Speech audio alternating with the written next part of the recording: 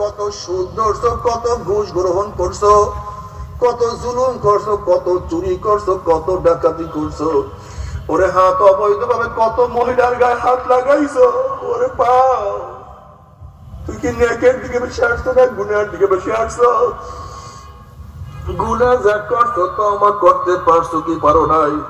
আবার তওবা যা করছো আমার মাওলা মাফ করছে করে না। খবরদার, হিসাব নিকাশ না মিলাইয়া কেউ মাওলার কবরে যাইও না। এ বেয়াকুব কেন বুঝো না রে বেয়াকুব? হে জালেম কেন বুঝো না?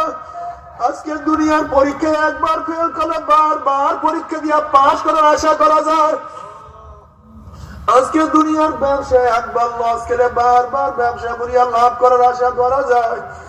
আজকে দুনিয়ার মামলায় ম্যাজিস্ট্রেট করে হারলে জজ করে আপিল করিয়া, জজ করে হারলে হাই করে আপিল করিয়া, হাই করে হারলে সুপ্রিম কোর্টে আপিল করিয়া জেতার আশা করা যায়। কিন্তু খুদা না খাস্তা,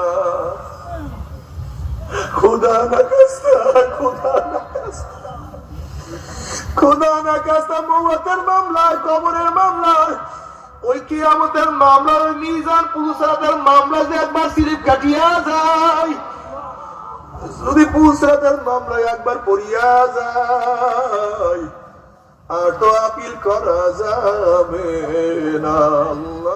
আলহামদুলিল্লাহ, বয়ান শেষ করে আমরা এবার বাসার উদ্দেশ্যে রওনা দিচ্ছি।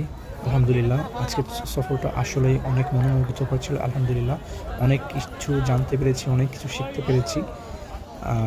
তো আলহামদুলিল্লাহ, আল্লাহর কাছে লাখো কোটি শুকরিয়া। এরকম সফর, এরকম মূল্যবান সফর যেন জীবনে প্রতিটা অধ্যায়ে যেন এরকম মূল্যবান সফর পদে পদে পাই, সেই কামনা করি মোহন রবের কাছে। আলহামদুলিল্লাহ। তো যাই হোক, আমরা এখন বাসা দিকে রওনা করছি। তো দেখা হবে পরবর্তী কোনো ভিডিওতে। তো ততক্ষণ পর্যন্ত সবাই সুস্থ থাকবেন, ভালো থাকবেন। আল্লাহ হাফিজ।